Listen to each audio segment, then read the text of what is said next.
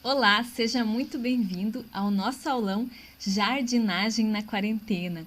Eu sou a Raquel Patro e eu vou guiar vocês aí ao longo dessa jornada, nessa aula super especial que eu preparei para você, tá? O propósito dessa aula, o objetivo dessa aula é que eu vou ensinar para você como você pode cultivar vegetais e flores de uma forma totalmente agroecológica, orgânica, transformando esse período que a gente precisa ficar em casa por causa do coronavírus, tá? Em uma terapia divertida, gostosa, saudável, tudo através de técnicas muito simples de jardinagem. Só para vocês terem uma ideia, né, de como a jardinagem pode transformar a vida das pessoas, eu peguei aqui alguns depoimentos de alunos meus, tá? Eu vou ler um aqui para você, da Luciana Darcy, tá? Olha, as minhas professoras Violeta, Pimenteira, Orquídeas e Samambaia. Estão lindas todas até agora. Eu precisei readaptar elas, pois quando eu comprei elas não gostaram muito do lugar onde eu coloquei, amando aprender com as aulas e perceber as diferenças. E esse tipo de depoimento eu recebo todos os dias, gente, no direct, por e-mail e em mensagem, tá? O principal causa, assim, desse nosso aulão, tá? É que é importante nesse momento que a gente fique em casa, para a gente se proteger da doença, para achatar a curva, tudo que vocês já estão carecas de saber, tá? Mas é importante que a gente, ficando em casa, tenha saúde, né? Saúde física e saúde mental, tá? Então, digam não ao medo e à solidão, tá? Porque tudo depende da forma como a gente encara as coisas. Eu vou contar aqui rapidamente para vocês a historinha das Mil e Uma Noites. Então, tinha um sultão, tá, na Pérsia, o rei da Pérsia, o nome dele era Shahriar. E ele descobriu que a esposa dele estava traindo ele com um escravo. Cada vez que ele viajava, a esposa dele traía ele. E quando ele descobriu isso, ele mandou matar a esposa e o escravo, obviamente. E a partir daquele momento, tá? Ele tomou para ele a ideia de que toda mulher não era digna de confiança, tá? Toda mulher. E aí o que ele fez? Ele conversou com o grão-vizir dele, que era o conselheiro dele, né? E pediu que todos os dias trouxesse uma nova jovem que ele pudesse se casar. E no dia seguinte ele ia matar essa jovem para que ela não tivesse a oportunidade de trair ele. E assim ele fez durante 2, 3 anos, gente. Ele se casava, desposava a moça e no dia seguinte ele mandava matar a moça. Só que aconteceu, né, que foram acabando, né? O vizir não encontrava mais novas virgens no reino para que pudesse levar para o sultão. E aí uma das filhas do vizir, né, a Sherazade, se ofereceu: papai, me leve, né, para desposar o sultão. Aí ele: não, minha filha, não faça isso, você é louca, né, você não pode fazer isso, ele vai matar você. E ele: não, papai, eu tenho um plano, tá, e eu acho que vai dar certo e eu quero me casar com ele.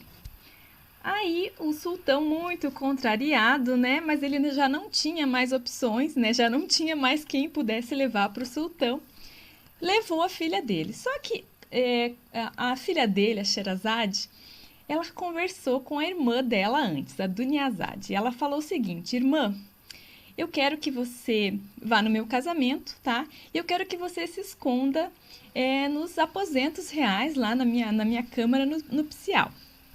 E quando o rei me desposar, eu quero que você venha e peça para eu contar uma história para você. E assim elas fizeram, foram para o palácio, né? O rei desposou a Sherazade e a irmã apareceu no quarto, né? E ela falou: irmã, é o último dia, né? Que a gente vai se ver e tal. Eu gostaria de me despedir de você e eu gostaria que você me contasse uma história. E assim a Sherazade começou a contar a história ali para o sultão e para a irmã dela. Só que chegou de manhã e ela não tinha terminado a história. E aí o rei, né, o sultão, ficou super intrigado com aquela história linda, com aquela história maravilhosa, e não matou a Sherazade, porque ela prometeu que ela ia contar o resto da história no dia seguinte, né, porque ela estava muito cansada e tal, e que ela ia contar na noite seguinte, desculpe. E aí o que aconteceu? Assim a Sherazade conseguiu convencer o rei, tá? A passar 1001 noites, né? Apenas contando histórias, né? Cada noite ela contava uma história que ele ouvia atento, encantado, e ela sempre deixava um suspense, né? Para que no outro dia pudesse continuar viva e pudesse continuar contando histórias.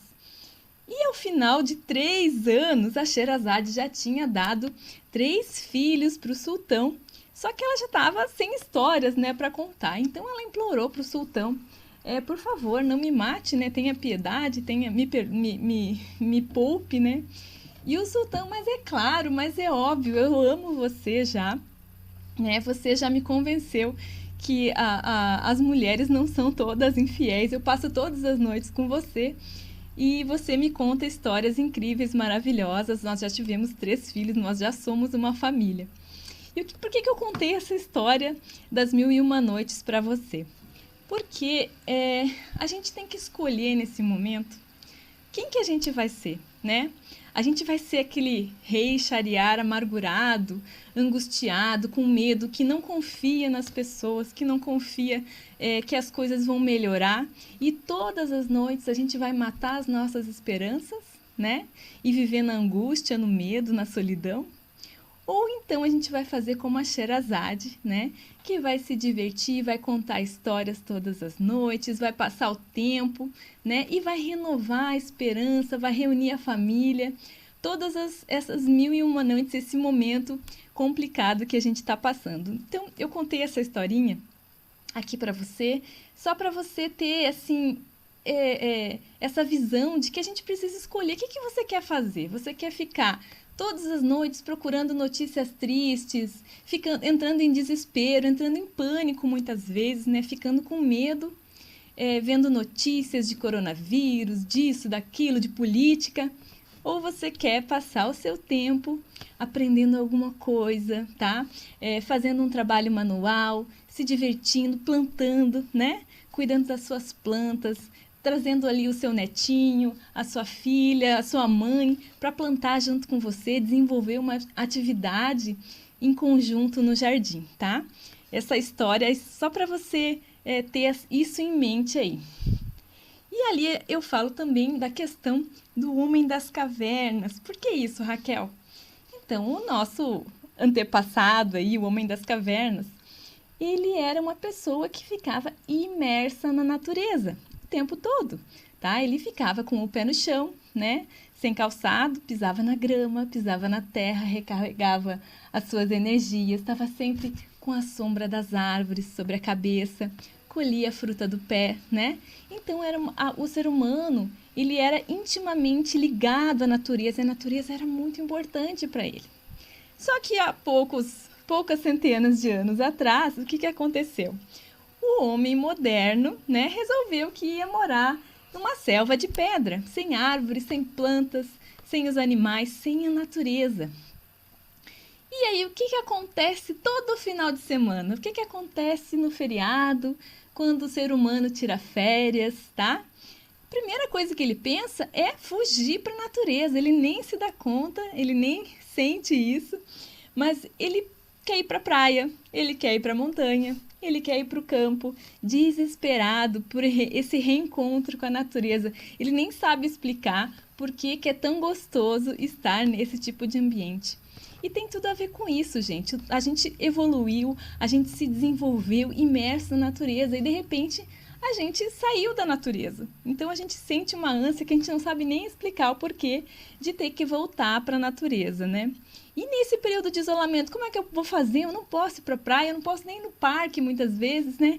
O que eu vou fazer? A gente pode encontrar dentro da casa da gente esse encontro com a natureza, quando a gente cuida de um vasinho, quando a gente planta uma horta, tá? Quando a gente divide uma muda. Então, tem muitas formas de você encontrar a natureza, de você colocar a mão na terra, em casa, tá? Essa ideia que eu quero propor para vocês aqui, não se afaste da natureza só porque você tem que ficar em casa, tá? Procure cultivar plantas, você morando em apartamento, você morando numa casa com quintal ou mesmo num sítio.